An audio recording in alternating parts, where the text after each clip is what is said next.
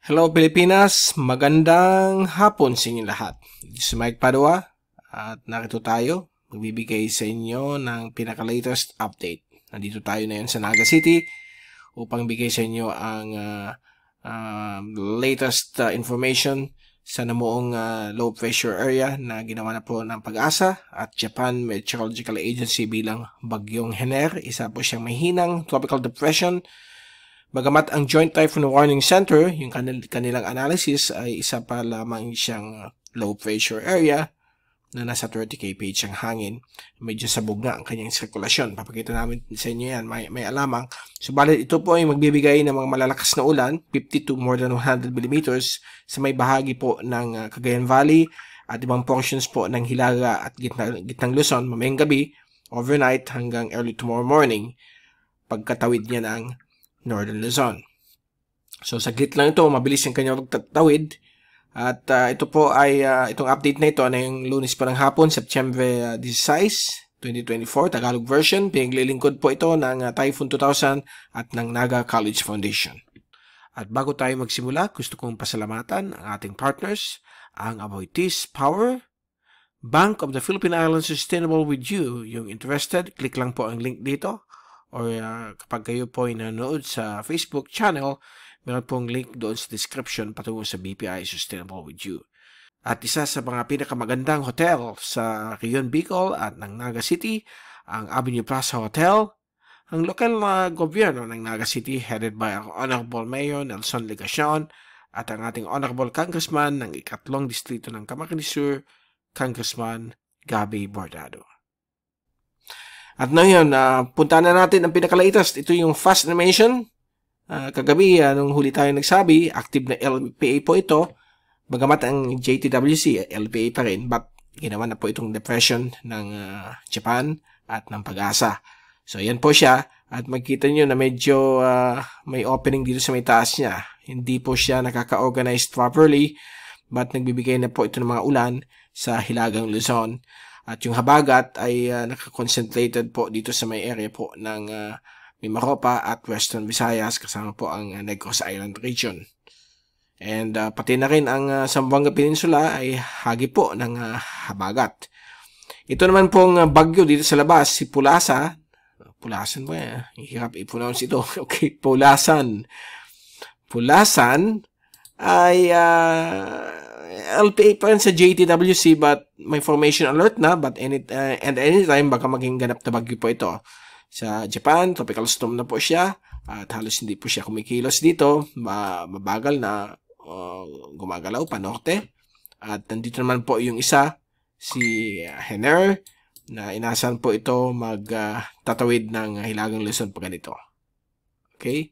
Bukas ng umaga, pagising natin, sa umaga, nandiyan na yung kaagad sa may West Philippine Sea. Usually, pag bumangga yan sa mga mountainous terrain ng Cordillera at Sierra Madre, napupush yan ng upper level winds, yung mga upper level clouds niya patungo sa West Philippine Sea. Kaya minsan biglaan, nandiyan na kaagad yung ulap. Gaya ni Enteng, nung nagtawid siya dito, makikita nyo, after a few hours, nandito na kaagad sa may West Philippine Sea. So, dyan siya pwede mag-reorganize. By the way, babanggitin muna natin si Bebingka. Yan po. Naglandfall na po sa may Shanghai, Metropolitan Shanghai, kaninang 8 a.m. Naglandfall pong napakalapit po. So, they experience, malamang nag-experience sila ng malalakas na hangin at typhoon force winds. So, 100, 110. So, I hope okay sila lahat dyan. Lalo na po mga Filipino community na nagtatrabaho po sa Shanghai, China.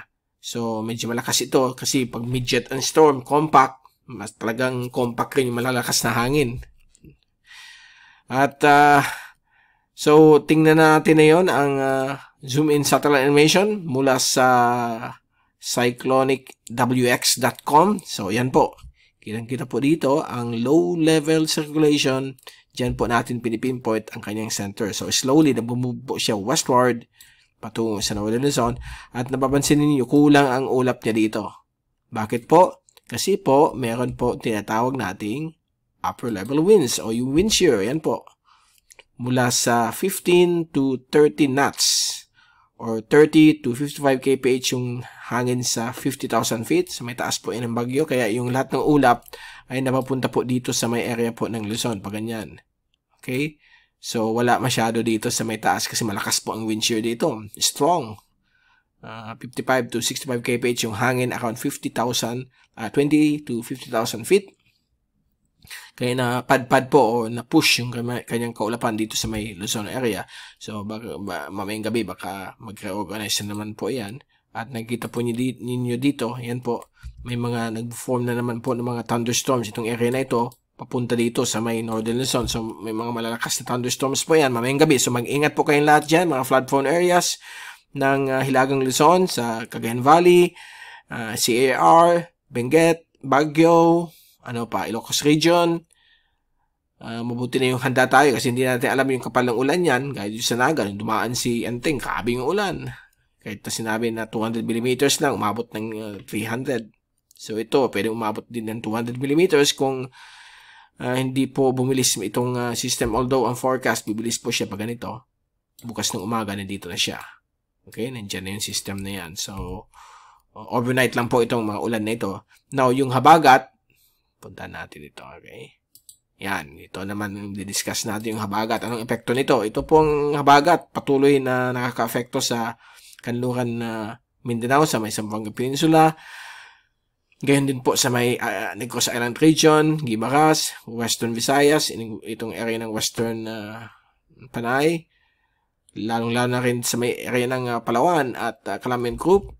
Then bukas ng umaga, ito po mag-shift po pupunta dito sa area na ito. So apektado na rin ang Bicol at Mindoro. Lalakas na naman ng mga ulan bukas dahil pag-cross nito dito, pagdating dito, so nandito yung circulation niya, gaganyan yung ng habagat, yung ulan. Ayan po yung ulan ng habagat. Okay?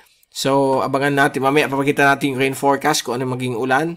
So, na yun, medyo mainit dito sa Naga. Okay ang panahon, mahangin, but bukas, baka whole day bukas, may mga on and off rainfall tayo. Dahil lilipat po dito yung habagat. So, may posibilidad na pwede magkaroon ng cancellation ng classes sa elementary at high school kapag dumating po yung habagat dito sa ating lugar. Lalo po sa Camarines Sur at Naga City. Although, dito po sa Camsur, dineclare na po ni Governor Luigi Villaferte na walang pasok in all levels. Dahil po nag-form si bagyong Hener at may habagat. So, precautionary measures lang ng gobernador. So, mas likely bukas yata darating mga ulan. Okay? So, let's see. Ko-coordinate tayo sa City Government of Naga kung ano mga decision. So, bukas, we shall see kung kasi pwedeng umabot ng 50 mm yung ulan dito sa Naga bukas. So, baka magkaroon ng cancellation. So, abangan natin. So, ito po yung sa Joint Typhoon Warning Center via NOAA. So, 15 knots. Mahina pa. Okay? But, ang focus natin yung ulan. Ito yung track ng Pag-asa. Bukas ng umaga, nandito na siya. So, yan po ang tatawirin niya. Ganyan din po ang, at lalabas pa lang siya ng Philippine Air Responsibility base sa track ng Pag-asa. Miyerkules ng umaga. Tropical storm. At maging severe tropical storm papuntang Hainan.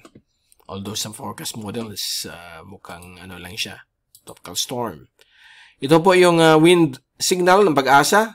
Signal number 1, tinaas na po sa halos sa malaking bahagi po ng Hilagang Luzon. Actually, buong Hilagang Luzon. From Batanes down to Quirino, Nueva Vizcaya, Pangasinan. Ang Aurora, Nueva Ecija, Tarlac, Zambales. Yan lamang po ang nasa wind signal number 1, pati na rin po ang Quezon at Pulilio Island, sinama na rin. So, yan, baka may pagbabago yan. Pag bumaba yung tracking niya, baka madama yung Metro Manila sa wind signal. But again, kahit na hindi daanan, yung epekto ng habagat, may hangin pa rin yan, abot ng up to 60 kilometro bawat oras. So, ito yung track ng Japan Meteorological Agency, halos similar po sila. Okay? Halos same kasi yung mga computer models na kinukunan. So, most likely, pag gagawa tayo ng track, ganun din. Okay, ito po naman si Pulasan. Pulasan, LPA pa rin po, si Joint Typhoon Warning Center, but mukhang na may formation alert. Baka maging bagyo na rin ito. 15W.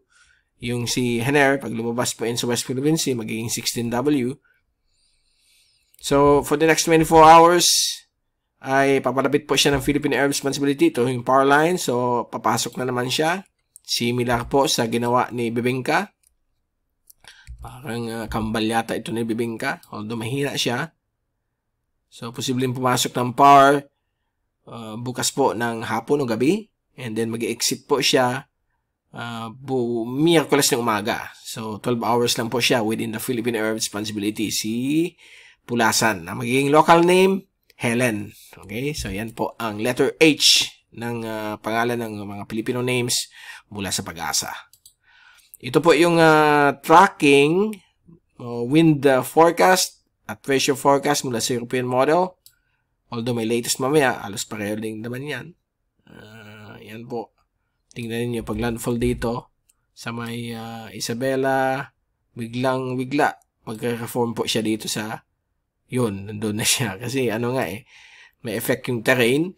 So, parang ipupush yung mga ulap niya, mag-traverse patungo sa West Philippine Sea. Doon siya mag-appear kaagad. Yan ang mga kagandahan sa mga mahihinang system. Unlike yung mga malalakas dahil intact yan, nagkakos talaga. Pero yung mga mahihina, usually pag natunaw dito yung vortex niya, may panibagong vortex magsasalo dito sa kabila. So, yan, bigla nag-appear sa may West Philippine Sea bukas ng umaga. Okay? Kaya pagdating niya dyan, ang habagat, ayan, magsishift papuntang Bicol at Bisaya, Mindoro, Romblon. So, magkakaroon na naman tayo mga on and off rains. Tomorrow lamang po yan, Tuesday. Wednesday, okay na ng panahon. Eksakto sa parada. May 3 araw na parada kasi dito sa Naga dahil sa Piña Francia Festival. So, eksakto naman. Okay, at ito naman po bagyong si Pulasa. Okay, o Helen. So, in tandem sila. Pagdating ng Wednesday, exit na si Hener sa PAR. Habagat pa rin sa atin, but improving weather na yan. And then, pagdating ng Huwebes, mukhang sabay sila magla-landfall. Itong si Helen sa may Eastern China, sa may Wenzhou. Ito naman po si Hener dito sa may Da Nang, Vietnam. So, yan po, sa Huwebes po yan. And then, after that, sa Friday, yung pinaka-main event, military parade sa Naga at Camarines Sur, yan po. Medyo okay na po ang panahon natin.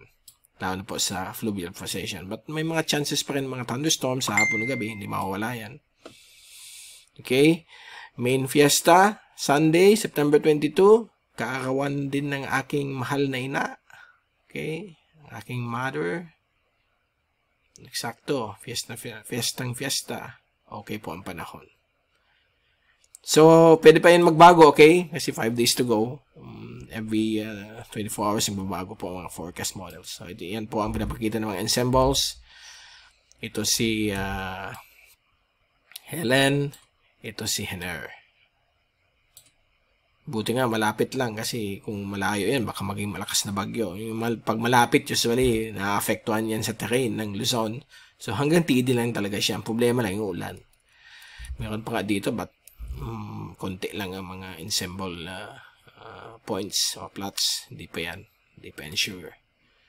So, ito po yung situation na yun. So, dadami po yung ulan dito sa Bicol. Kasama po ang Camarines Sur at Naga. Tingnan ninyo, pagdating ng Tuesday, yan po, nagiging pula tayo. So, magkakaroon po tayo ng ulan na up to 50 millimeters. Conservative po yan, minsan lalampas ng 50 mm, so mag-ingat po tayo. May mga possible na pagbabaha yan pag tumaas yung ulan ng habagat. Hopefully magbago pa po, sana hindi na matuloy. But yan ang pinapakita, 24 hours to go.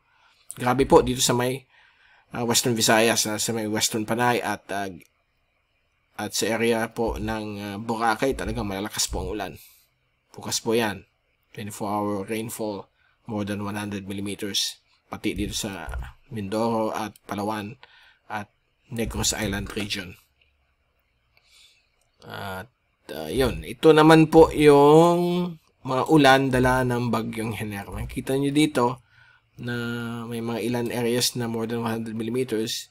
Mukhang ang malalakas na ulan ay nasa may bandang Nueva Vizcaya, CAR, Benguet, Ifugao, yung area po ng Pampanga, Nueva Ecija.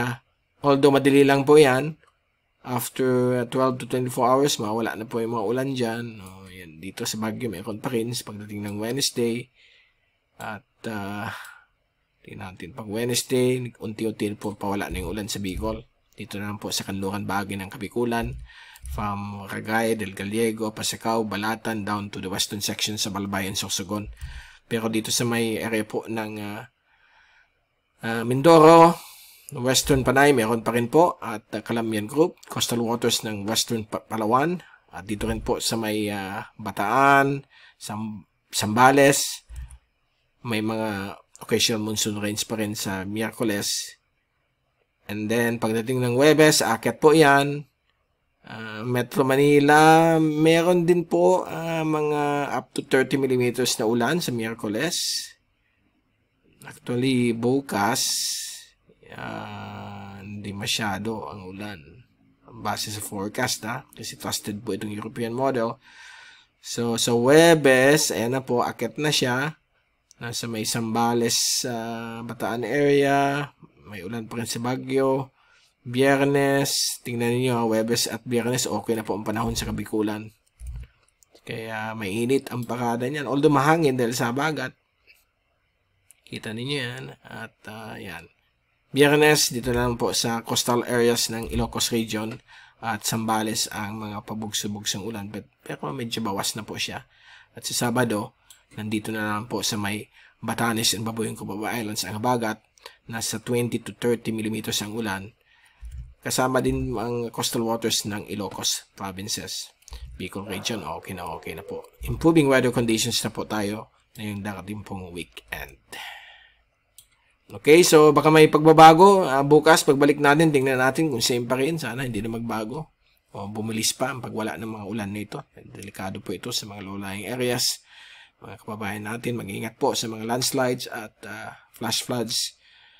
Dahil po sa mga posibleng pagbabaha sa mga low-lying areas, ng mga respective areas ninyo.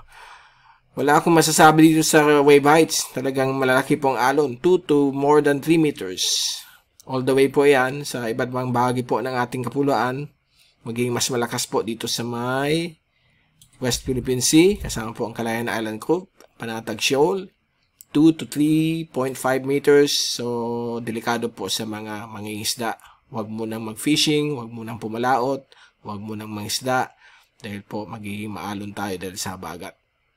Okay, kung gusto niyo mag-fishing, dito tayo sa Linggo, September 22. Ayan, i-move natin hanggang next week. Okay na po ang alon.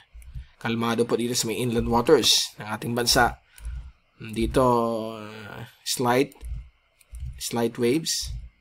So, yan po ang pinapakita. So, the whole week talaga may effect ng habagat at yung mga bagyo na yan. So, dyan muna natin tatapusin ang ating update. At pabalik ulit tayo bukas for another YouTube at Facebook video analysis, special coverage ng bagyong si Hener.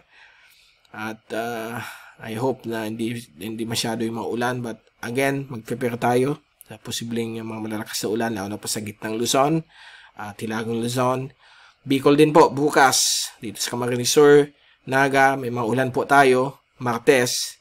But sa Miyerkules, improving na po ang panahon. Mula sa Typhoon 2000, ito si Mike Padre magpapaalam. Mag-ingat po tayong lahat. Be #weatherwiser. At God bless po sa inyong lahat.